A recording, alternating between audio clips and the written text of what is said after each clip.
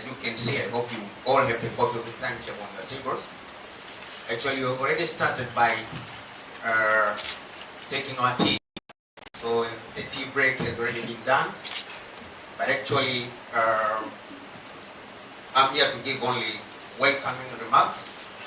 But then we have the opening remarks from the board chairperson of the Liberty Parks. Then we will have the cross-border trade documentary that we will all view here. It will take just a short time.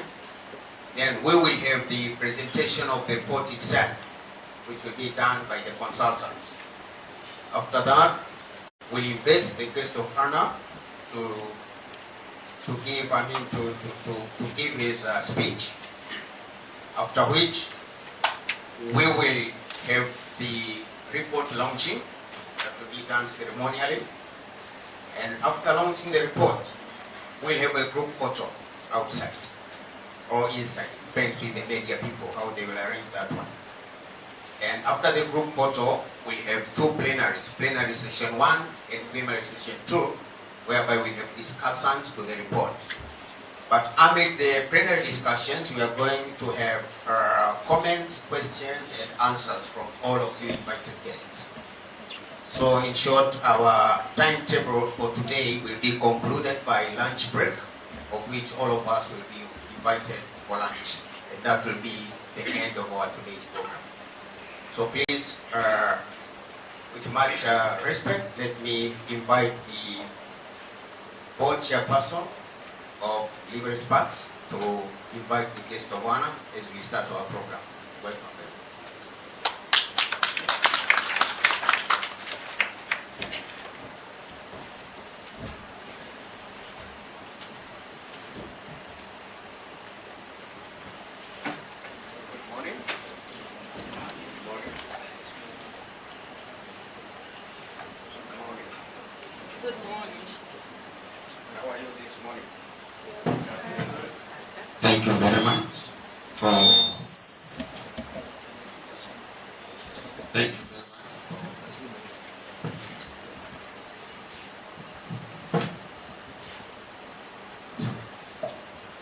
Thank you very much for this opportunity.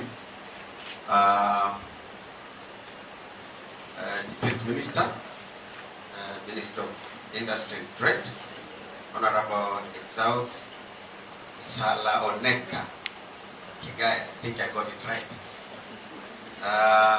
Executive Director, Liberty Sparks, Mr. Evans Exalt, Liberty Spark Manager for Associate Research and Academic Affairs, Mr. Michael Kande, invited guests, ladies and gentlemen, good morning. Good morning. Allow me first of all to thank the Liberty Sparks for availing this opportunity to launch the report on cross-border trade. We know this is an important report that has a far-reaching impact into our economic welfare. Let me also thank the consultant for a well-prepared report on cross-border trade. In the same vein, I would like to thank the sponsors of the Ujirani-Mwema project, Atlas Network, for recognizing the need and importance of identifying the policy gaps and necessary policy reforms in the area of cross-border trade. The confidence that they've shown and commitment to this agenda is not misplaced. One can easily appreciate the potential outcomes based on the recommendations of the report, which, if implemented, I believe, significant and far-reaching impact on the socio-economic development of our country. So the issue here is for us to take the recommendations and implement them to realize their impact in our socio-economic development. It is important that we take into account the ongoing, as we discussed this report today, it is important for us to take into account the ongoing economic and market narratives or dialogues in Africa especially the ongoing diplomatic dialogues and negotiation on African continental free trade area, CFTA protocols, which among other things point to the urgent need to repack and address various national agendas with a view to achieving, among others, the following objectives. We know that we have the narratives ongoing, which necessitate or calls for improving enterprises and national production capacity by taking full advantage of the available local competitive advantages. But also, among other objectives, is to deploy innovative technological solutions in business at various levels, from production to the markets. So it means that it's not only enough to innovate, but also to make sure that goods and services reach market. And this is very important when you talk about cross-border. That's where we find markets. And then the third one, which I picked from FTA, CFTA protocols, is the creation of necessary support institutions. This is where the policy issues are coming in for small, medium-sized, and large business, for them to be agile and reach out to new opportunities and access the expanded market. We know that the world has become a global market, a global village, and the ability to really conquer your neighbor's market can explain how you're expanding in terms of market. So I argue that our deliberations should also enter into what other African countries are discussing about ability to enhance our businesses from the local perspective to the international perspective. These and other issues are necessary when it comes to cross-border trade and our nation's participation in trade with our neighboring countries. So it is pertinent for us, as we take this agenda and recommendations ahead, to think of what others also are discussing, because we are not closed in an enclosure. We are operating in a world that has become a village, and therefore cross-border businesses have become very important. And this will also translate into the ability of moving goods across borders, goods and services across borders, translate or mirror the cash flow in and out of the country. So if we are to be well, I think we need to consider the movement of goods across our boundaries. Therefore, on my own behalf and on the behalf of Liberty Sparks, I would like to sincerely thank you for a timely and much needed presence today in the effort to implement our policy reform agenda as a SPAC, Liberty Spark. Ladies and gentlemen, I'm aware that this meeting brings together a number of institutions from both the governmental and non-governmental sectors, representatives from various embassies and others. The exciting one-day discussions and deliberations on this report will enrich the report and especially the policy recommendations. So we count on you, we count on your comments and recommendations to enrich further this report. We all have a duty, however, to take this agenda forward, the recommendations forward.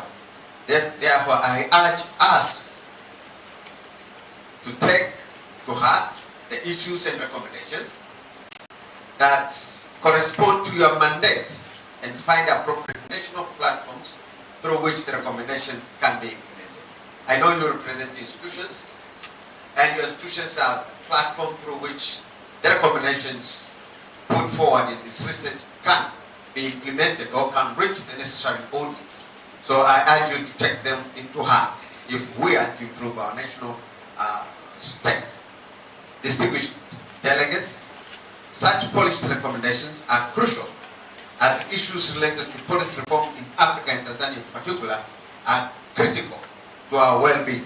I'm therefore confident that the best recommendations of this report will transcend our institutions as they require joint effort and initiatives. Let me not turn this session into lecture. I'm used to teaching And allow me to thank you all once again for your participation. And we look forward to a fruitful discussion later. Distinguished delegates, it is my singular honor and pleasure to then officially open this session. And thank you for your attention. Karibuni sana. Karibu sana mheshimiwa. You're welcome.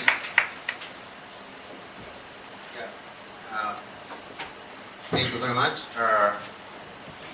Another round of applause, please, for the director of Women Experts, Dr. Msifu.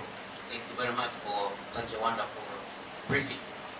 Actually, it's nice that now at least all the delegates, you know why we are here, and at least you have heard, what has been done. At least you are in the picture now. Because sometimes you can be invited to a function, we did save time, enough time to go through all the documents that we brought to you, but at least now we want all of us to be on the same page as we go forward. Now, without wasting much time, we also have a documentary. When Liberty Sparks was doing this research, and when we were doing training in some cross-border points in our country, actually we took a documentary. So we would like also to take you through a short documentary such that when we start discussing this report, or when the report is being presented, at least we have a broad picture of what we are all talking about. So please, Mr. Kuza, welcome for the documentary. Just pay attention.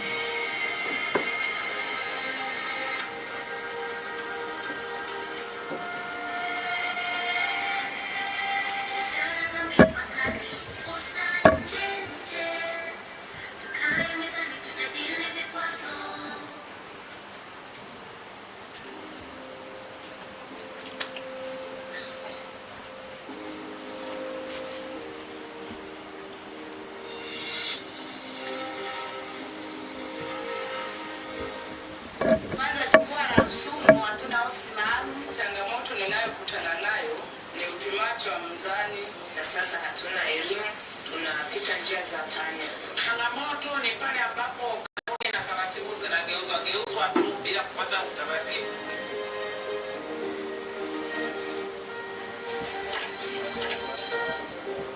Biashara kama taasisi ya kisera na elimu ina jukumu kubwa la kuchochea maendeleo na kuleta mapinduzi makubwa ya uchumi kupitia tafiti zetu ambazo tulikuwa tukizifanya. Sorry, we have just noted that our high table, dignitaries are not, the screen is not friendly to them. So if I can please request you to move a bit down so that we can all share this. Sorry for the disturbance.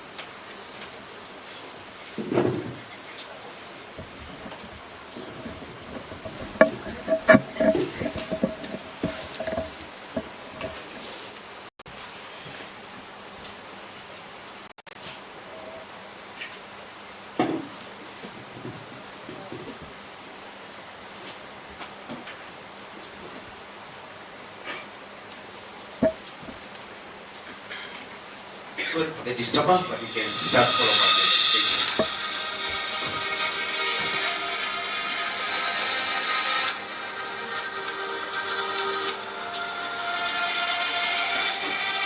Biashara za mipakani, fursa nje, tukae mezani tujadili vikwazo.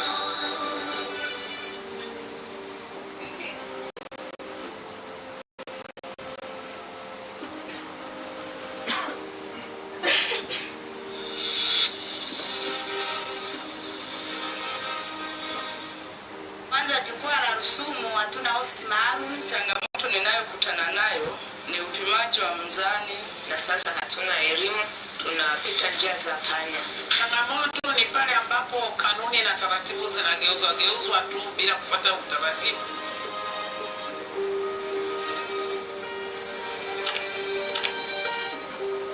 Biashara kama taasisi ya kisera na elimu ina jukumu kubwa la kuchochea maendeleo na kuleta mapinduzi makubwa ya uchumi kupitia tafiti zetu ambazo tulikuwa tukizifanya na kutoa mapendekezo kwa watunga sera ili kuweza kuhakikisha Tanzania ina uwezo wa kushindana na nchi zinginezo duniani. Kupitia tafiti mbalimbali kama ya Benki ya Dunia ya urahisi wa kufanya biashara, Tanzania iliorodheshwa kati ya nchi 190 ikiwa na imeshika nafasi ya 100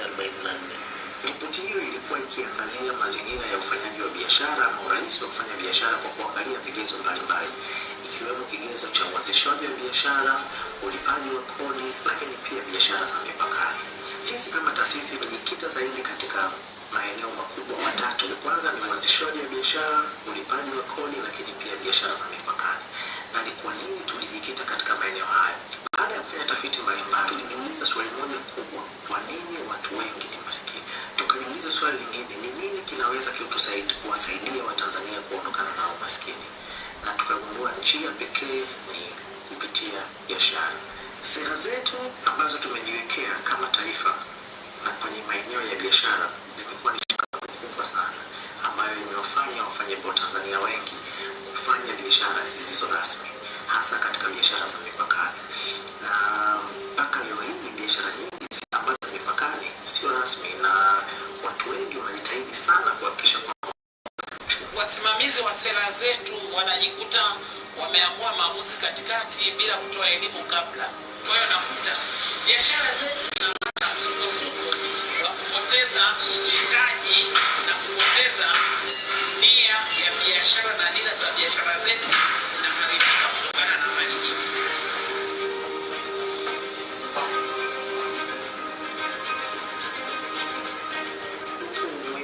kubwa sana wa biashara za mipakani kurahisishwa kadri inavyowezekana, ili Watanzania wapate nafasi za kufanya biashara mipakani na kuiongezea taifa mapato, lakini pia kujiondoa ama kujisaidia kuondoka kwenye umaskini. Awali biashara zangu zilikuwa ni za kuvuka mpaka, nilikuwa nikisafirisha mazao ya mahindi.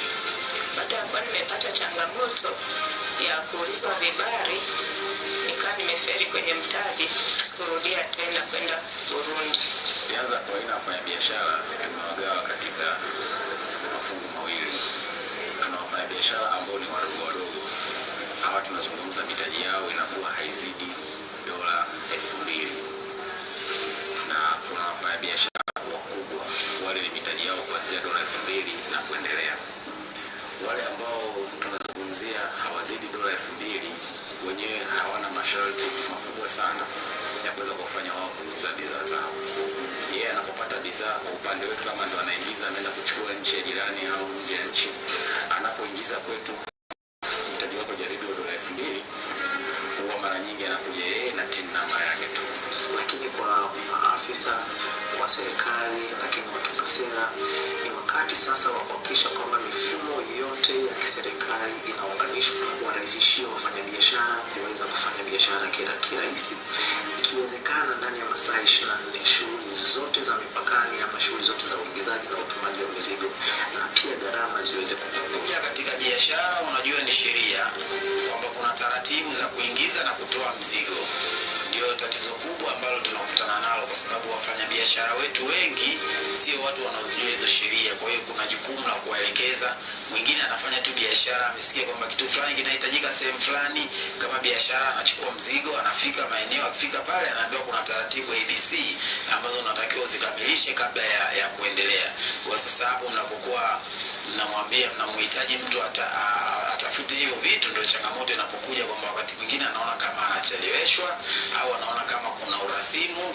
Mimi nafikiri kabla mambo hayajamuliwa huko ngazi za juu, wangetushirikisha kwanza ngazi za chini, tengeneze taratibu ngazi za chini, tuzungumze, tuonyeshe wapi tutafeli, wapi tutafanikiwa, kuliko tunavyoamuliwa tunapoanza kusema jamani kimetokea hivi, wanasema ni sheria. Hiyo sheria ndio inawaleta hasara watu wasiendelee biashara, wao wasikuu. Lakini wale walikuwa wamefikia ngazi ya kati wanaamua wanakwenda chini na biashara tena. Policies are in place to sensitize them on the right way to trade. Let them get the right information of trading. Let them know that they can use the right routes, the main routes, instead of using porous routes. So, but that is only possible if they are given the right information on trade. They know the kind of taxes that they will be levied from, because women face continually a challenge of being told tax taxes and regulations that are restrictive, that limit them from participating in cross-border trade. So wakati sasa watunga sera kuona ni jinsi gani sera zetu zinarahisishwa ili kuwezesha Tanzania kuweza kushindana na nchi zinginezo duniani na kukua kiuchumi. I'm happy to hear that we have a research NGO that is working on doing business that will help our small trade business, especially at the cross-border, to be able to do their businesses at ease and to be able to also know more about what is happening within the community. And being that within the community, that is what we need. It's very important. I thank SPAC for coming up with such an initiative because it will go beyond borders. Naona Watanzania ambao wameinuka kiuchumi, ambao wamefanikiwa, ambao wako huru na wenye uwezo wa kuamua biashara.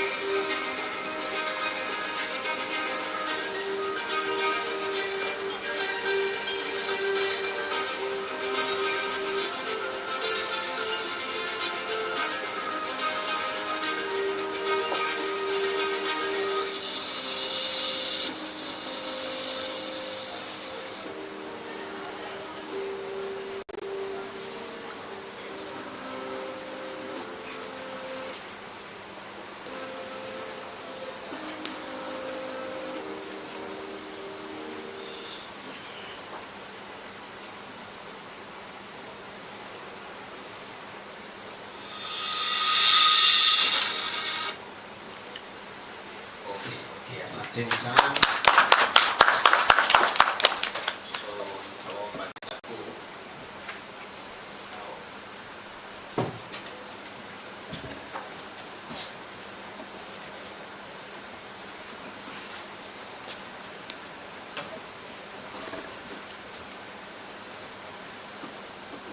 All right. That was a nice documentary to put all of us on the same picture. It was quite good for the good output of this meeting for today. According to our timetable, what follows now is presentation of the report by the consultant. But before we get into that, I'll request those who are following the timetable, or if you think you take the timetable back with you for some reasons, may I make a slight correction because the name of our guest Azana has been misspelled. So please let's make a correction on that. The protocol has observed that and we can't let it go uncorrected. Our guest Ana's name has been written as Honorable Exau Igai. But actually between A and E there is an H between, so it's Kigahe and not Kigai. We really we are really sorry for spelling the name, but just happened. So I thought you get the name right now because we usually use the different names for many purposes. So please just make sure you have the proper name. So at this juncture, please let me invite the consultant, Dr. Magari, to make the presentation of the report. Very sad.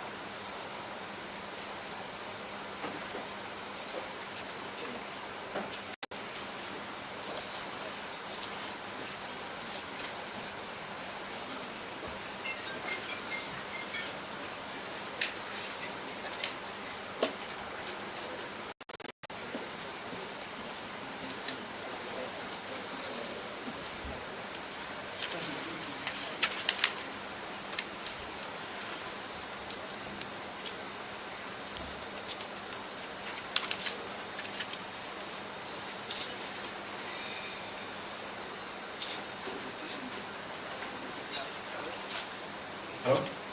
Good morning. Good morning once again. Honorable Minister of Faith, the marketing, Mr. Exaudi Kigai, I think I've spelled well. Dr. A. Tumsif, Chairperson of the Ripoti Spark, distinguished guests, ladies and gentlemen, good morning. Morning. First of all, I'm honored to stand in front of you. However, not instead of guest of honor, for presenting this report. The report is trading across borders. I'm Petro Sauti Magai, senior lecturer from the University of Dar es Salaam Business School. So I'm going to give at least the brief of this trading, the report of trading across borders.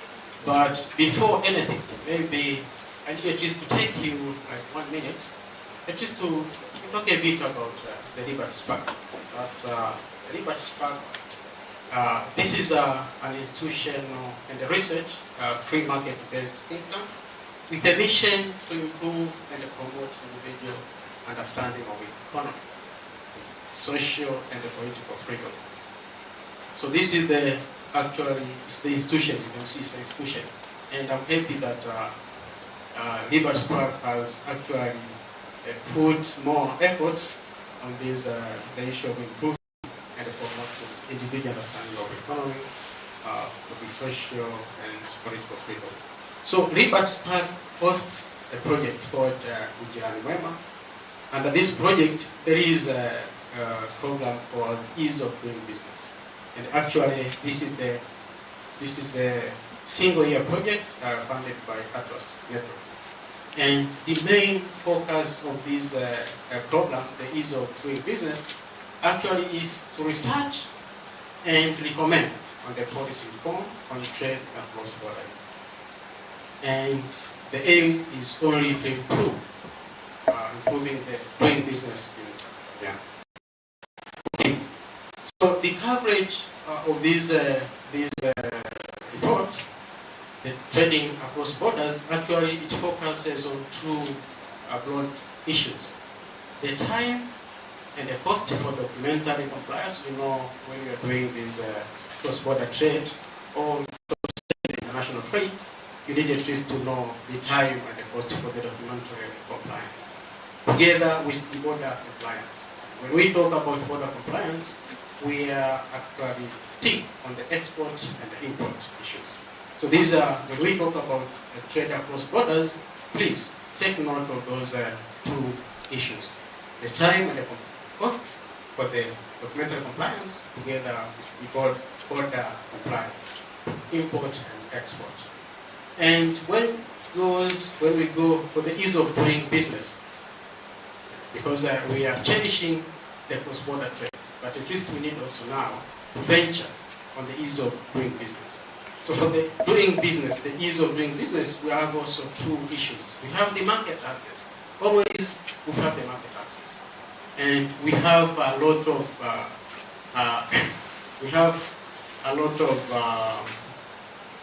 bilateral, we have multilateral trading arrangement, but the issue, it goes to the market entry. So when we talk market access, let's think about the duty-free, quota-free market access. And when we talk about market entry, these are conditionalities, the non-tariff barrier, the barriers of trade against the tariff. So we need at least to know when we talk about market entry, these are the conditionalities. So that for this report actually was to review the World Bank report, to identify gaps and recommend the policy reforms for trading across borders and improve business in Tanzania. That's the main. So to achieve the main objective, at least we have these four specific objectives. One was to review the World Bank report on ease of doing business in Tanzania. At least through this report, we will see the ABC of this ease of doing business in Tanzania. But the second specific objective was to review the local and international papers on the same subject, on the subject of trading across borders, in accordance with the gaps that was being identified. Number three was to recommend on the trade across borders policy reform to be incorporated in the policy formulation process in Tanzania. But the last specific objective was to come up with the high-level policy paper, and this one has to be presented to the policymakers. So I'm happy that we have also produced the high-level policy paper. Maybe the director for the Liberty Spark will talk a bit about that. So how did we go through about doing this this work? So this is the approach that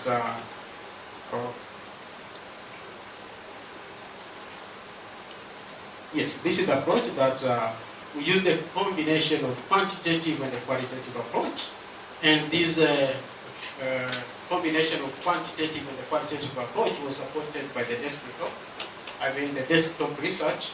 And this desktop research was also supported by the ITC tools. This is the trading map and market access map, but also was supported with the potential map. This is the tool developed by International Center.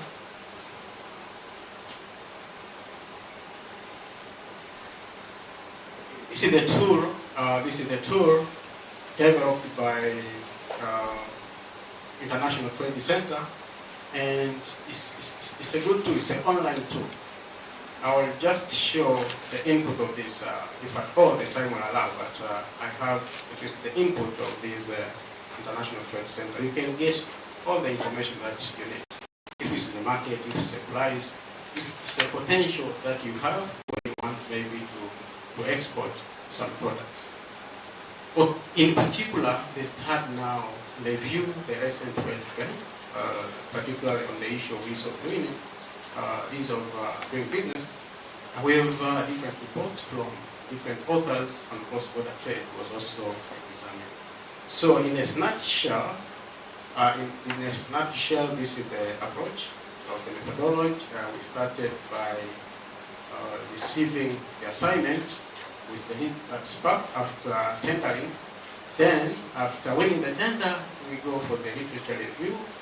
This was the comprehensive understanding of the term of reference, because we need to sit with the Liberty Spark team and go through the terms of reference. Then, after understanding the term of reference, we go for the field data, and then we do the analysis and come up with the report.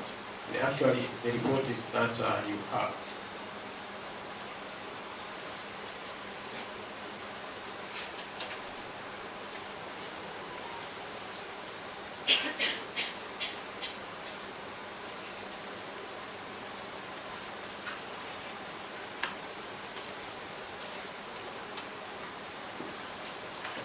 Sorry for stopping the consultant again. There have been a concern from you, our members, that our guest of honor is again sitting behind the screen.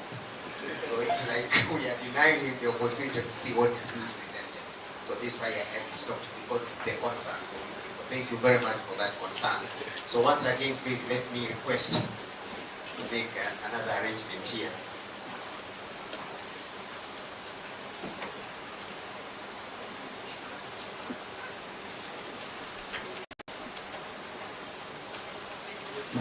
Sorry for the interruption, but I hope it is for our good. Thank you very much.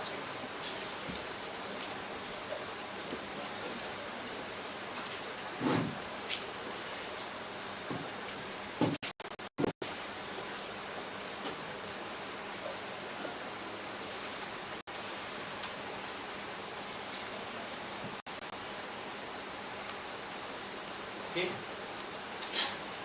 So this is the approach for the approach used, the methodology of coming up with this report that was that cross-border trade. This is the methodology.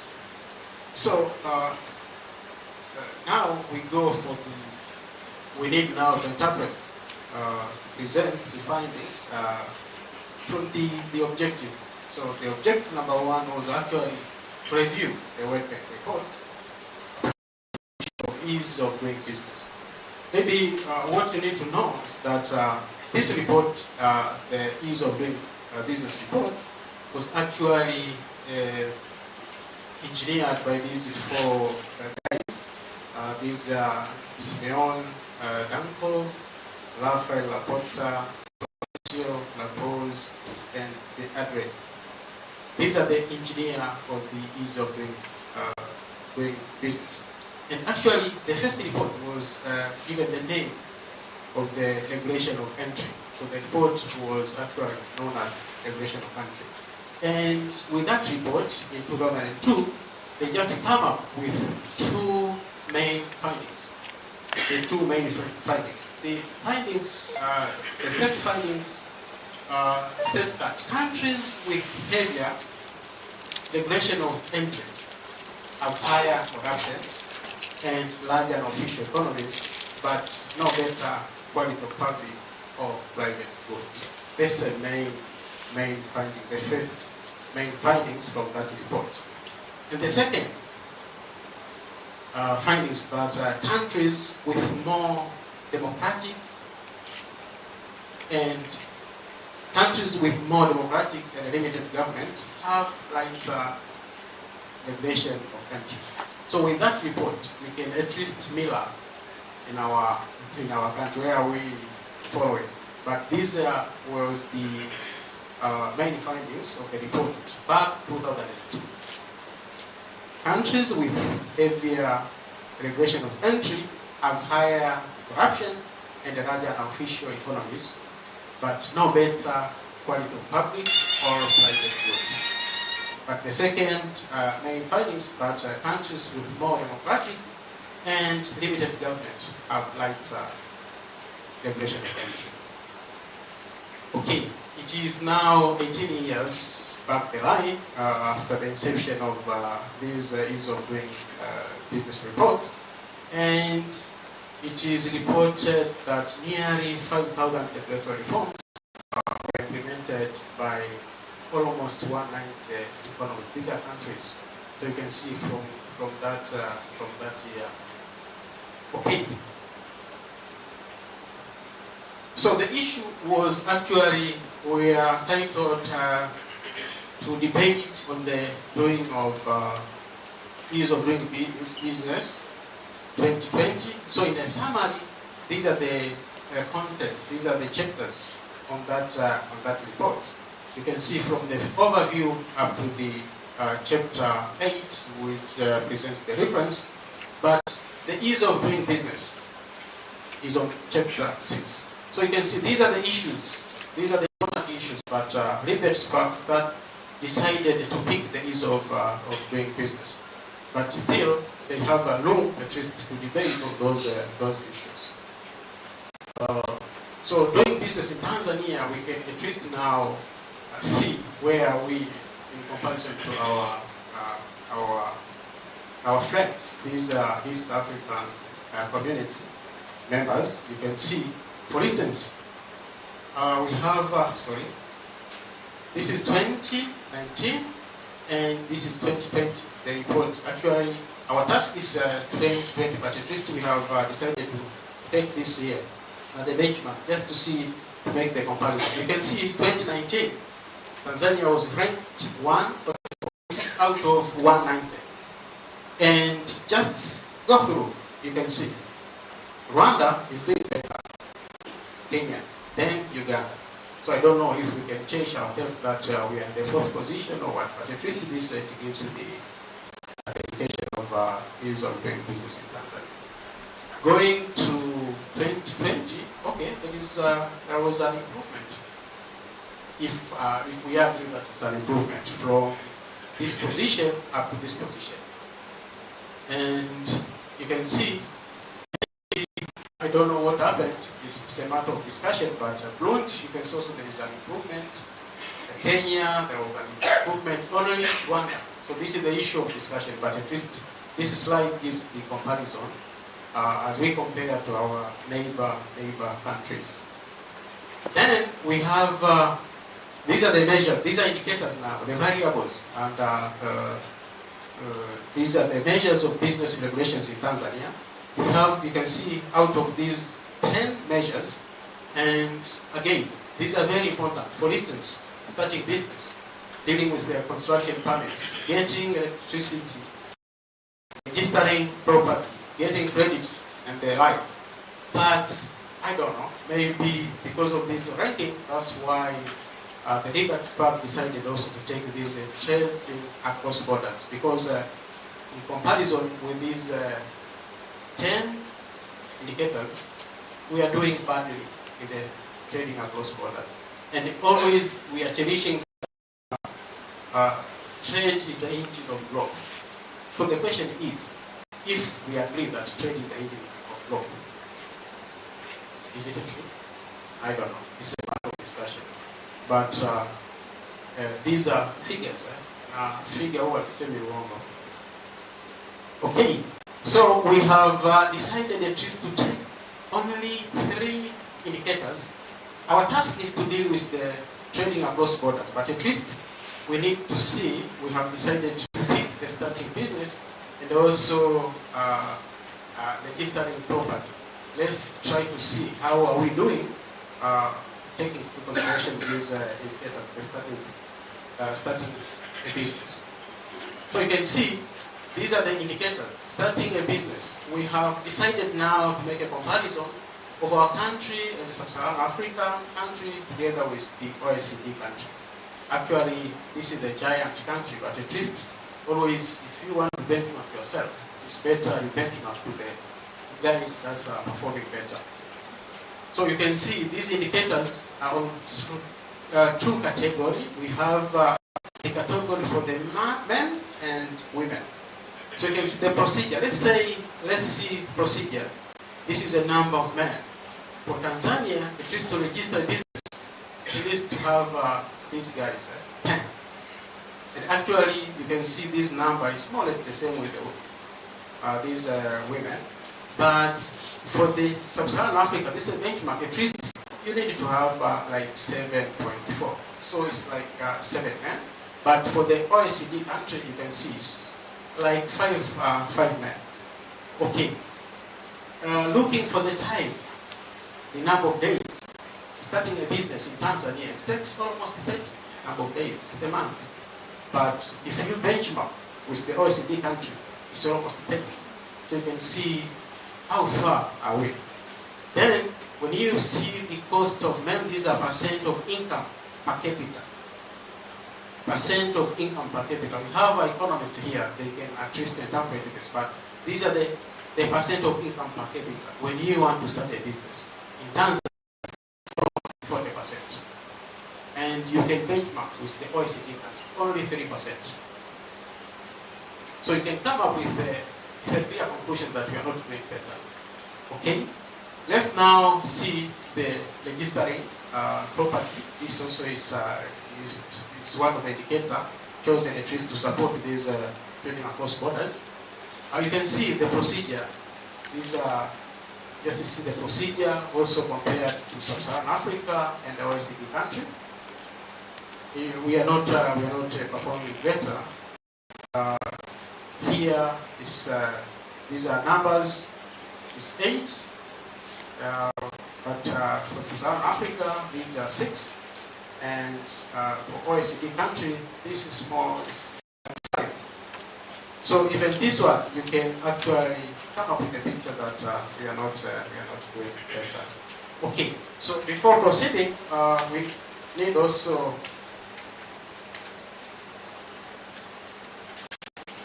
Okay. So this is the assistance of with the assistance of the ITC tools, you can come up with these results. Actually, I wanted to present the trade environment in Tanzania because we are trading across borders. So with the assistance of the ITC, the trading map and the market access, you can have this. So as of now, the product with the greatest export potential is nuts. This is the product with the greatest export potential.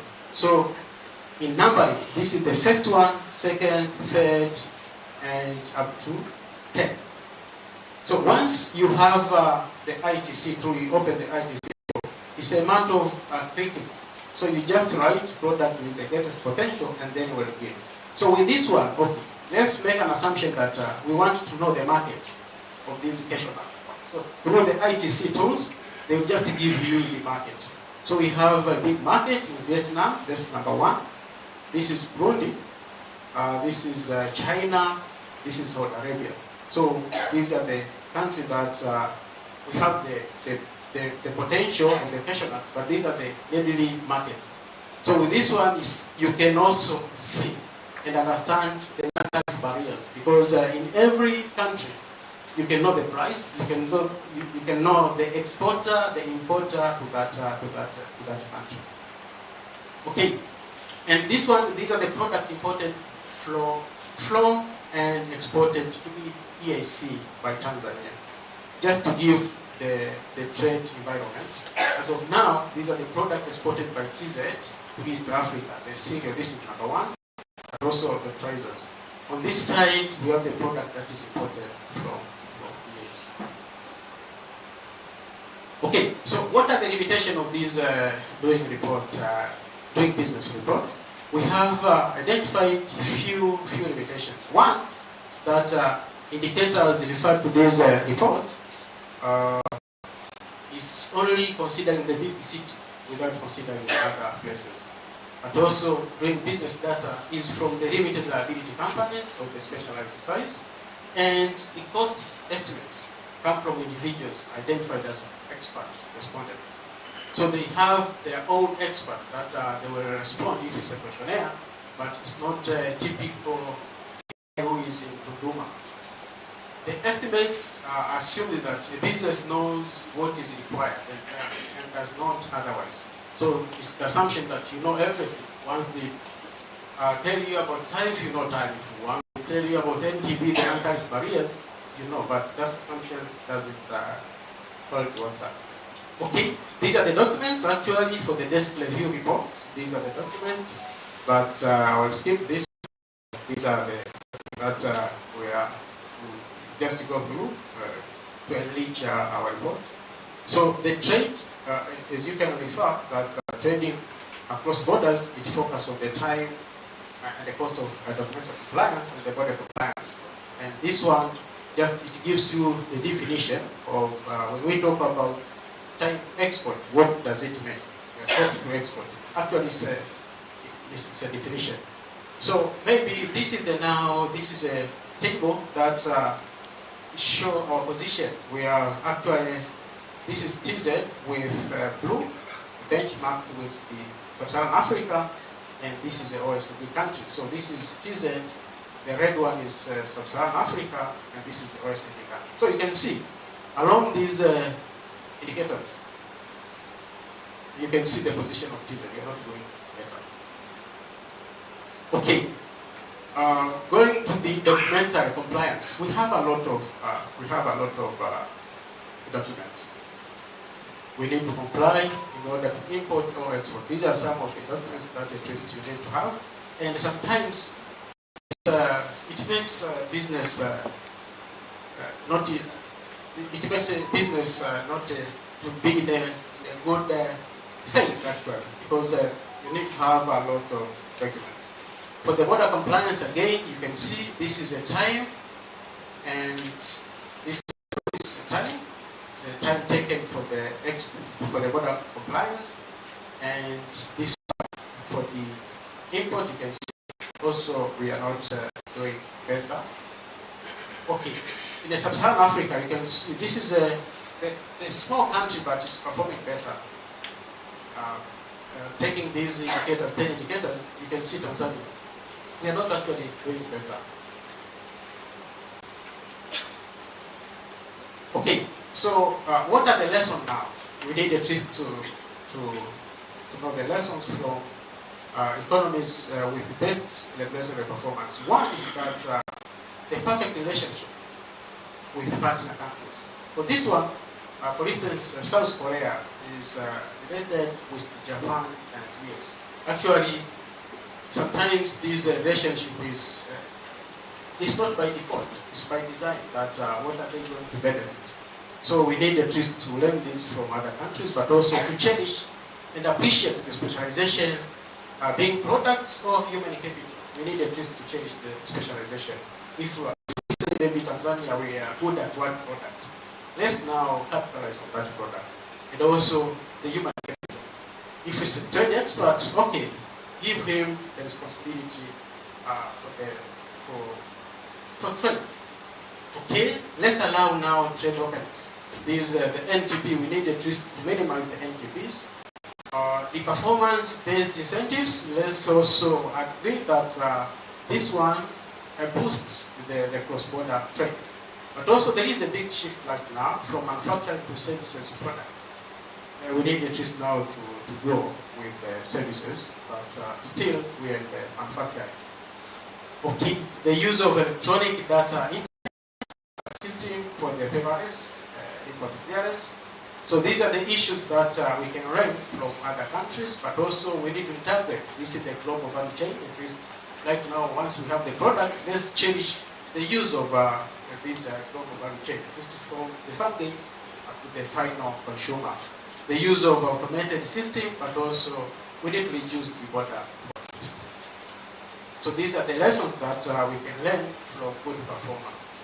Okay, to conclude, these are the recommendations that we are seeing that if we implement these recommendations, at least we can boost our trade cross borders. One is to simplify the export and the import procedure, but two, also we need at least to change the technical assistance. This is provide the technical assistance to general register of foreign customers to identify and quantify bottlenecks for the border and the documented compliance, but also we need to change the training and orientation program. Another recommendations that we need also to do the training and sensitization.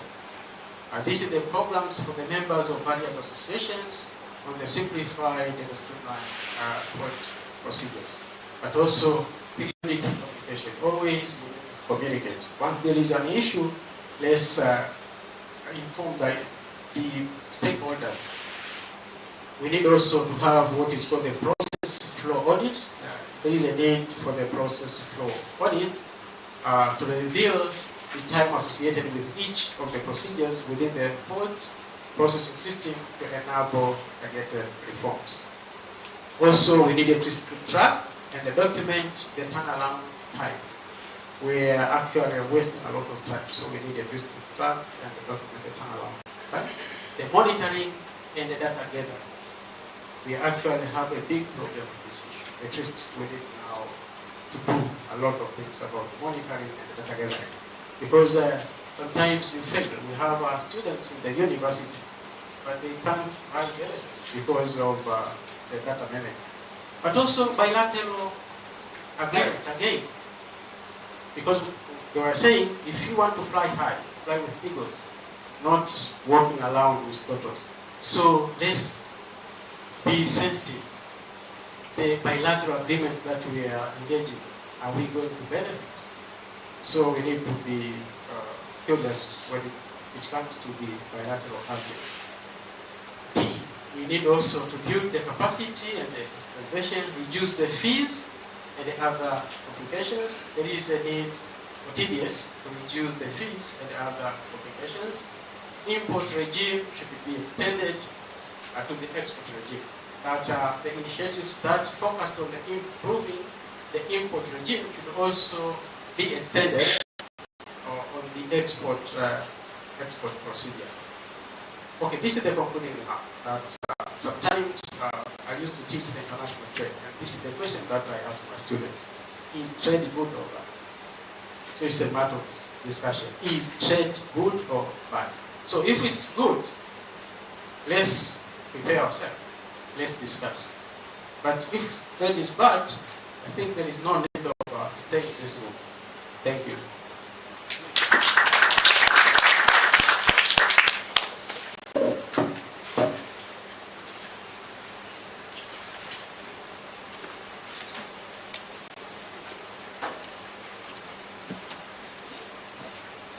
Okay, another round of applause for the consultant, Mr. Magari.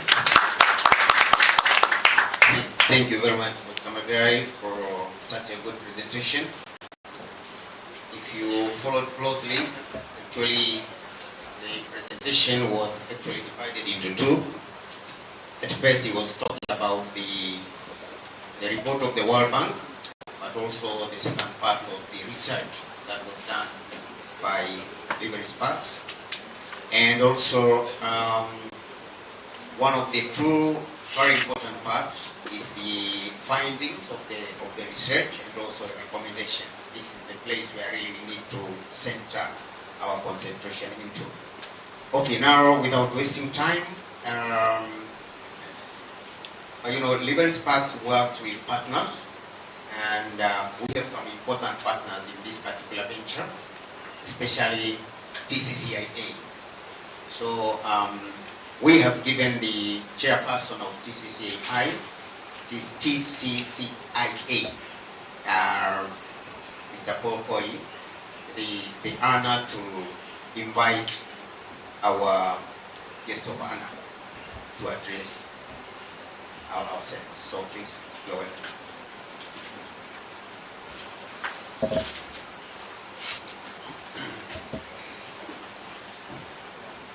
Karibu sana.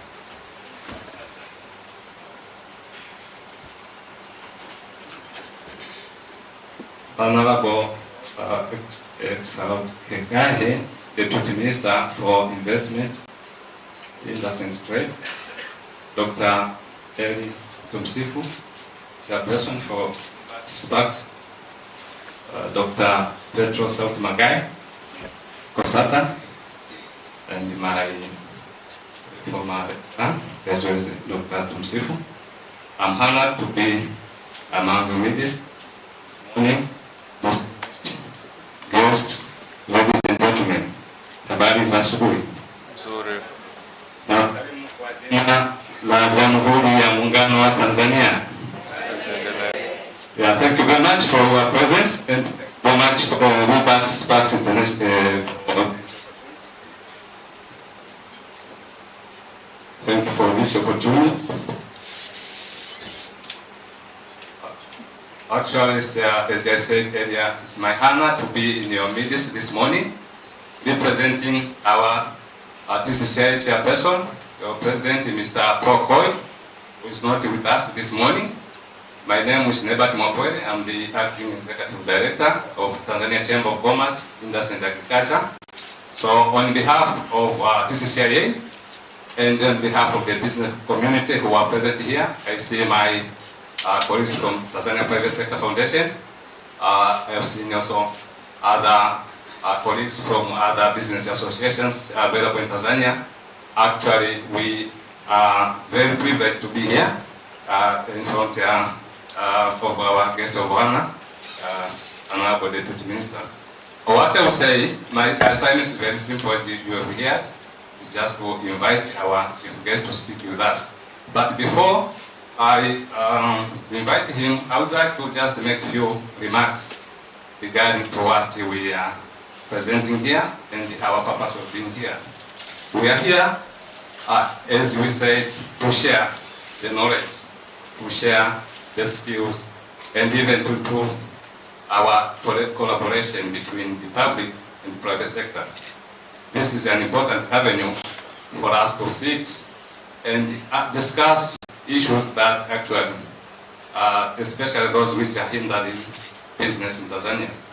We have seen, we have followed through the presentations made, that despite the improvement that we see from the current government, but there are still challenges that we need to sit down and find solutions together.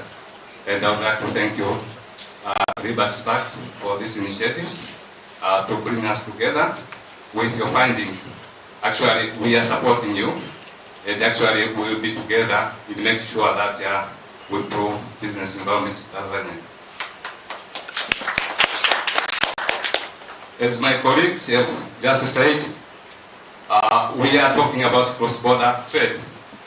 Ili kupunguza ukali au ugumu wa maisha ya wananchi kwa ujumla wake. Ndugu zangu, sote tunafahamu kuwa serikali yetu ina nia njema ya kuboresha mazingira ya biashara, na hiyo ndio njia sahihi ya kuhakikisha tuleta maendeleo endelevu lakini ya haraka ili kukuza kipato cha mtu mmoja mmoja na hatimaye tuweze kukuza uchumi wa nchi yetu kwa ujumla. Ndugu mwenyekiti, mchango wa biashara, mchango wa sekta ya biashara kwenye pato la taifa ni mkubwa na pia tunajua umekuwa ukikua mwaka hadi mwaka, lakini hii ni kwa sababu ya ushiriki wenu sekta binafsi lakini na asasi zisizo asasi za kiraia. Aidha, ukuaji huo wa sekta ya biashara unachochewa na ukuaji wa sekta vimeweza kutoa ajira zaidi ya 350,000 katika mwaka 2021. Hivyo moja ya mafanikio yanayopatikana kupitia sekta ya viwanda na biashara ni ongezeko la masoko ya malighafi na bidhaa kama vile tumeona kwenye taarifa hapa, mmesema tunaenda kufanya biashara vizuri sana na tunaendelea kufanya vizuri India, Vietnam, China, Afrika Kusini, Msumbiji zaidi kama ulivyosema mwenyekiti. Sasa tumeingia kwenye eneo huru la biashara la African Continental Free Trade Area CFTA, ambayo kimsingi sasa tunataka Afrika tusiwe na mipaka, tusiwe na vikwazo, na ndiyo leo tunaongelea habari za biashara za mipakani. Ndugu mwenyekiti, Tanzania ina fursa mbalimbali za masoko ya kuuza mazao na bidhaa tunayozalisha. Nichukue fursa hii ndugu zangu kuwahimiza sekta binafsi kushiriki katika kutumia fursa mbalimbali zilizopo zinazotokana na masoko hayo, lakini ambayo yapo nchi za jirani, lakini kama nilivyosema katika maeneo kwanza Jumuiya ya Afrika Mashariki, lakini SADC kusini mwa Afrika, Jumuiya ya Maendeleo ya kusini mwa Afrika, lakini zaidi eneo huru la biashara la Afrika. Napenda kwa taarifa kuwa serikali ya awamu ya 6 inaendelea na itaendelea kuchukua hatua madhubuti ili kuongeza uwezo wa nchi kuuza bidhaa kwenye masoko ya ndani lakini pia na masoko ya nje. Ili kuhakikisha tunafanikia hilo, lazima tuendelee kurudisha mahusiano na nchi zetu za jirani za kikanda ambayo hatimaye yatawezesha kwenda kuondolewa vikwazo mbalimbali. Na hii ni mashahidi, katika kipindi cha mwaka mmoja tumeondosha zaidi ya vikwazo 30 vya kikodi na visivyo vya kikodi kati yetu sisi Tanzania na majirani zetu wa Kenya. Lakini pia serikali yetu inaendelea kuwekeza katika upatikanaji wa fursa sawa za ushiriki kama nilivyosema, hasa kwa wanawake ambao ndio msingi wa maendeleo katika shughuli zetu katika biashara na uchumi wa nchi hii kwa ujumla. Kwa wanawake tembee kifua mbele kwamba serikali inawajali na itaendelea kuweka mazingira wezeshi ili muweze kushiriki vizuri zaidi. Ndugu mwenyekiti, nitoe pongezi tena kwa taasisi ya Liberty Spark na kwa washiriki wote wa kikundi kazi kilichoshiriki katika uandaaji wa ripoti hii muhimu, kwa kuwa wabia wakubwa sana kwa serikali yetu, na hasa mmefanya kazi hii kwa muda mrefu, hususani na wizara yangu ya uwekezaji, viwanda na biashara. Ndugu zangu, michango yenu ndiyo imewezesha kutoa mwelekeo na maendeleo ya sekta ya biashara na ujenzi wa uchumi kwa ujumla. Wizara ya uwekezaji, viwanda na biashara tunaridhishwa sana jinsi Liberty Sparks mnavyoshirikiana nasi lakini na serikali kwa ujumla katika kujenga uwezo wa wafanyakazi wetu wa mipakani, lakini pia kuibua changamoto za kisera na kuzitolea mapendekezo ya namna ya kushughulikia na kupata majibu sahihi. Ndugu zangu, sisi kama serikali kupitia wizara yangu tutaendelea kutoa ushirikiano na kutambua rasmi kikundi kazi hiki ili tuweze kufikia malengo na mikakati ya muda mfupi, muda wa kati, lakini pia na malengo ya muda mrefu, ili serikali yetu kwa pamoja nanyi tuweze kukuza uchumi wa nchi yetu. Ndugu zangu, Ni matumaini yetu kuwa kikundi hiki ishia hapa, bali kitaendelea kufanya kazi kwa maslahi mapana ya nchi yetu. Ndugu zangu, nichukue fursa hii pia kuhakikishia kuwa sekta binafsi juu ya mipango mbalimbali inayotekelezwa na serikali ya awamu ya 6, kama ambavyo rais wetu mpendwa Samia Suluhu anasema, tunataka sekta binafsi iwe ndiyo sekta kiongozi. Ili hilo, tunaendelea kuboresha mazingira ya biashara, uwekezaji kupitia mpango wa kuboresha mazingira ya biashara alimaarufu Blueprint for Regulatory Reforms. Ndugu zangu, nilikuwa nasikiliza taarifa ya mshauri mwelekezi Dr. Petro, amesema vizuri sana na nyinyi ni mashahidi kwamba mwaka 2019 katika nafasi ya urais wa ufanyaji biashara Tanzania tulikuwa katika nafasi ya 144, lakini katika jitihada zilizofanyika na serikali mpaka mwaka 2020 ripoti inasema tumekwenda sasa kuwa 141. Manake tunafanya hatua, na mimi naamini kwa hatua hizi zinazozichukua sasa katika awamu hii ya 6 tutapanda na kwenda kwenye nafasi nzuri zaidi. Na moja ya vitu tunavyofanya, ndugu zangu, tumesema katika kuhakikisha tunaboresha mazingira ya ufanyaji biashara, kwanza tunataka tupunguze ule muda ambao umeuona katika utafiti wako ndugu yangu Petro, kutoka kwenye siku 10 katika kufungua kampuni na kusajili biashara, tunataka isizidi siku 3. Sasa kama kukiwa na shida basi si zaidi ya wiki 1. Na hili tumefanya makusudi, tunafungua dirisha moja la kielektroniki ambalo tunasema sasa mtu anayetaka kufungua biashara au kusajili kampuni na kadhalika, pale atakutana na taasisi zote kwenye mtandao. Sio utoke hapa uende kwenye taasisi nyingine, urudi njoo kesho kutwa. Pale sasa dirisha lile litakuwa kwa kuanzia, nataka taasisi zote zinazohusika. Lakini kwanza sasa tutakamilisha muda si mrefu, taasisi 7 zitakuwa zinahudumia kupitia dirisha moja. Tutakuwa na BRELA, NIDA, wenzetu wa vibali vya kazi, TRA. Kwa ukiingia pale unapata huduma zote kwenye single window electronic, ambayo itarahisisha angalau kupunguza ule muda wa kufungua biashara. Lakini zaidi tunapokwenda, tunataka taasisi zote ziweze kuwa pamoja. Kwa hiyo mtu anayekuja kufanya biashara, mwekezaji, mfanya biashara wa kutoka nje, wa ndani, aweze kutumia muda mchache kadri inavyowezekana. Na tunasema tunataka kupunguza wale naita mtukati, vishoka.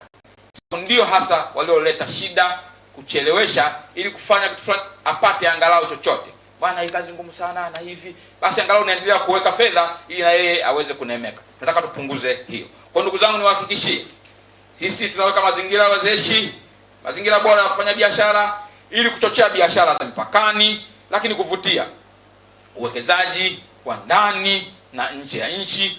Lengo ni kuendeleza hii itafanikiwa tukiweza kuendeleza miundombinu kama nilivyosema ya msingi, ambayo itasaidia moja kwenye mawasiliano, lakini pia katika viwanda tunaangalia vitu muhimu kama maji, lakini usafirishaji kwa njia ya barabara, kwenye maji, reli na njia ya anga. Lakini pamoja na hayo tunaendelea kupitia sera, sheria, kanuni na vitu mbalimbali ambavyo kimsingi ndivyo nilivyosema hapa kwamba vinasababisha au vinachangia kuchelewesha au kudhoofisha mpakani.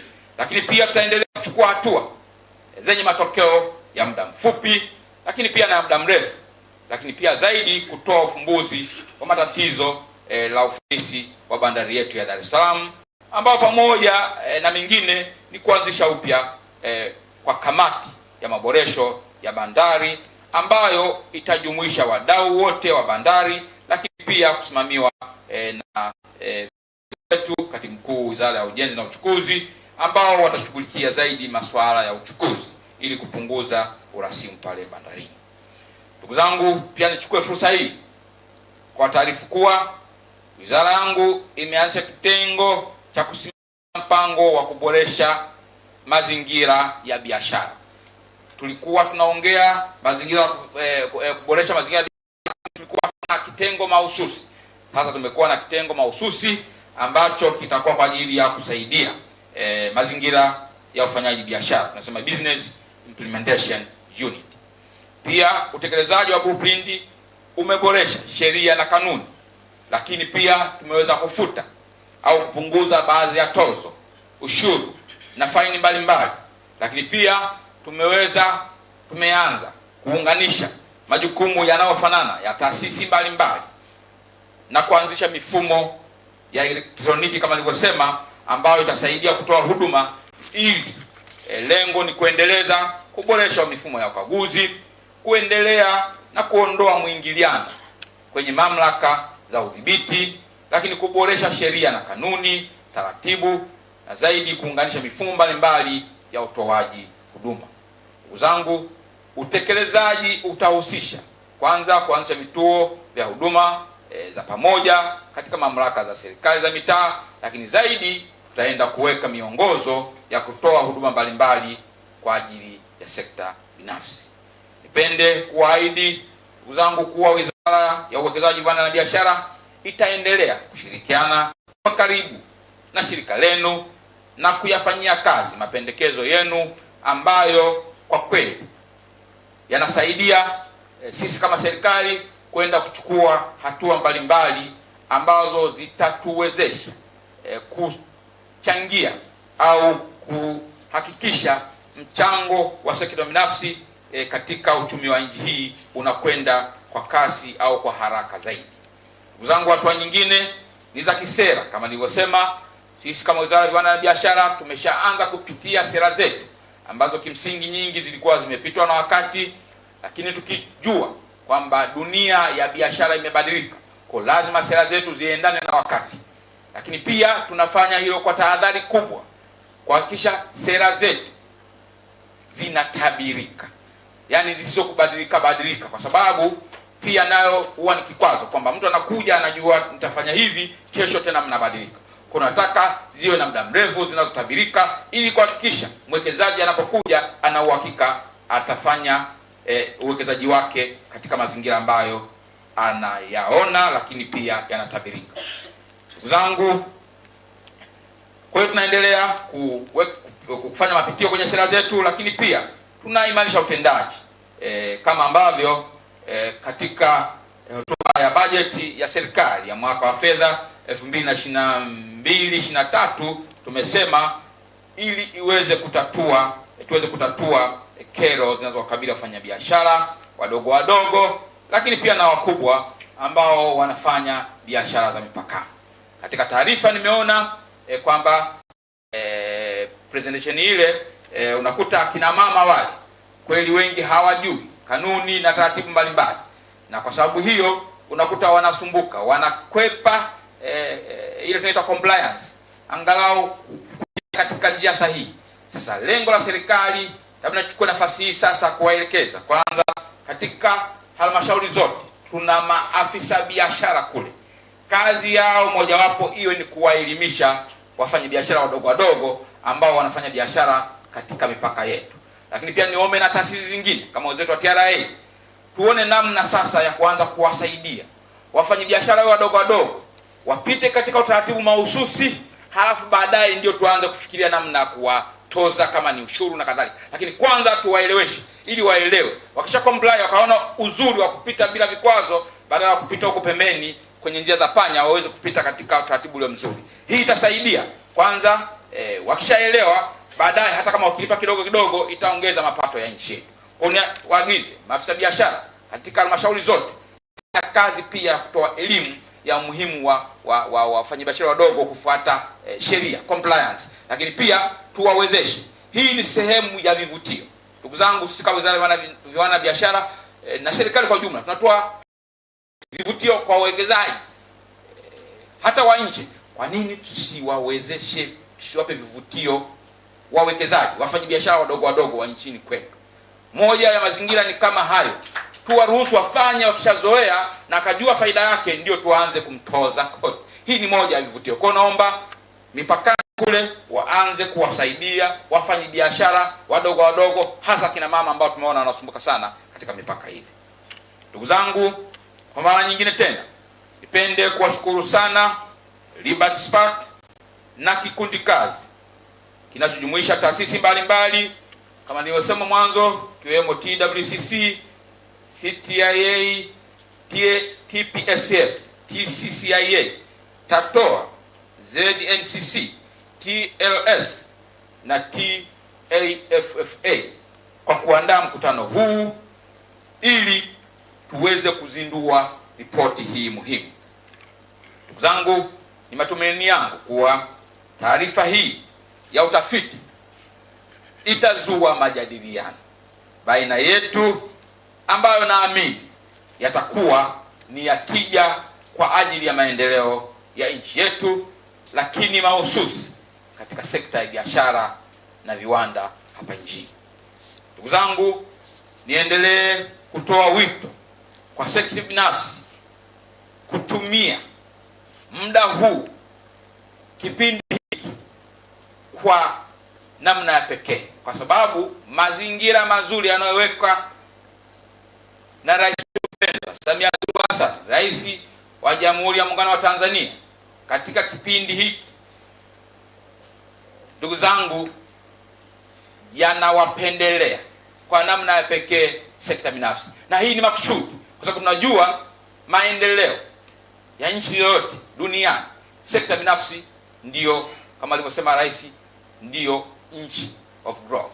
Sasa tutumie vizuri, tusi abuse.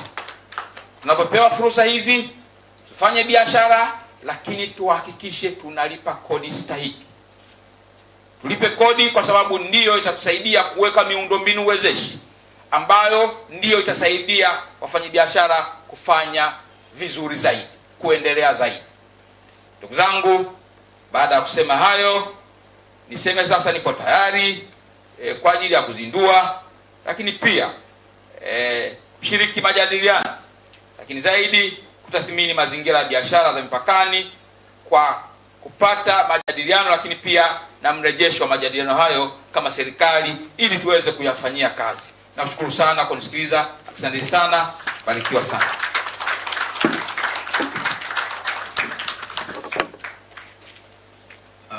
Asante sana mgeni rasmi kwa hotuba yako nzuri na ambayo imesheheni mambo mengi ambayo bila shaka kila mmoja wetu amepata maeneo muhimu ya kufanyia kazi. Tunashukuru mno.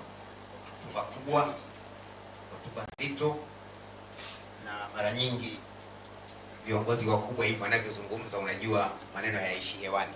Kwa hiyo inatutia moyo kabisa kwamba kazi yetu imekuwa nzuri kwenye ripoti yetu, na pia tunashukuru sana ushirikiano mkubwa ambao serikali imeuonyesha. Probably naweza kusema ripoti imekuja timely wakati serikali nayo tayari iko katika lengo hilo la kufanya maboresho makubwa. Kwa naamini tuko mahali pazuri.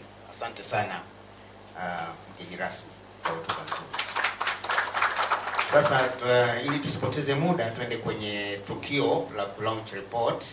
Of course report iko pale. Naomba nimkaribishe mkurugenzi mtendaji wa Liberty Sparks, Mr. Exod, karibu ili uweze kusimamia ili zoezi kwa mara moja. Baada ya tukio hili la launch report, tutatoka nje wote kwa ajili ya picha ya pamoja. Wataalamu wa picha wameshauri, tuko wengi sana, tukijaribu kukaa hapa mbele itakuwa ni vurugu. Wameshauri tutoke pale nje, kuna eneo zuri sana la kupiga picha, na tukishatoka kwenye picha tutaingia ndani sasa kwa sababu ya kuanza zile plenary discussion ambazo pia zitaendana na open mijadala kwa ajili yetu kutoa michango, kuuliza maswali na vitu kama hivyo. Kwa hiyo hapa tunafanya tukio la launching ili vyombo vya habari wachukue picha za kumbukumbu muhimu, lakini baada ya hapo kitakachofuata ni kutoka nje kupata picha ya pamoja.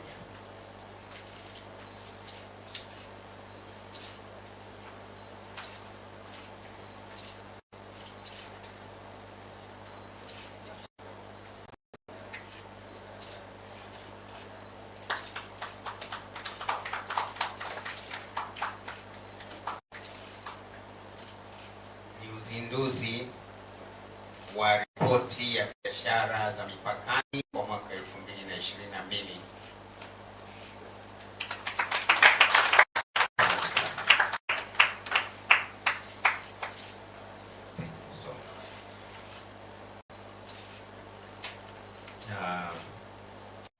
Tupate picha ya pamoja wakiwa wameshika vitabu hivi vya uzinduzi.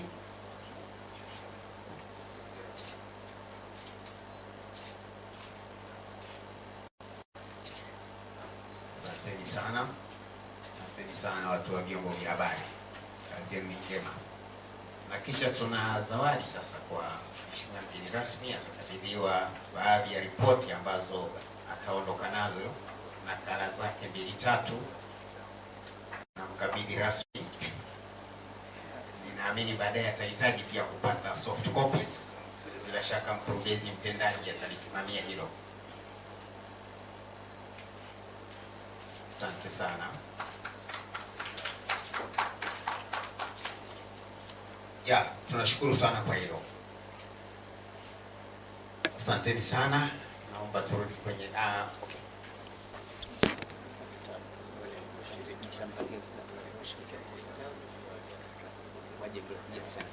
Sorry, kabla hatujafika hapo, tunaheshimu sana wale kikosi kazi, wale ambao tumefanya nao kazi pamoja mpaka kufikia hapa tulipofikia.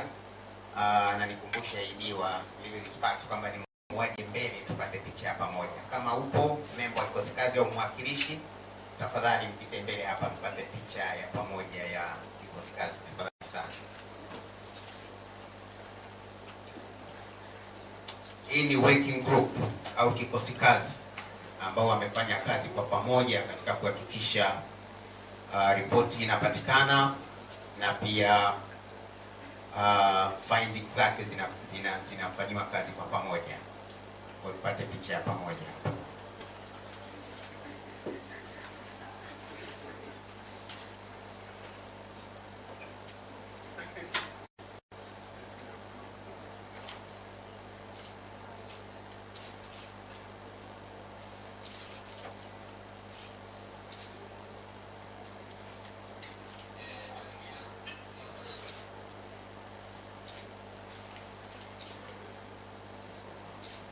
Asanteni sana.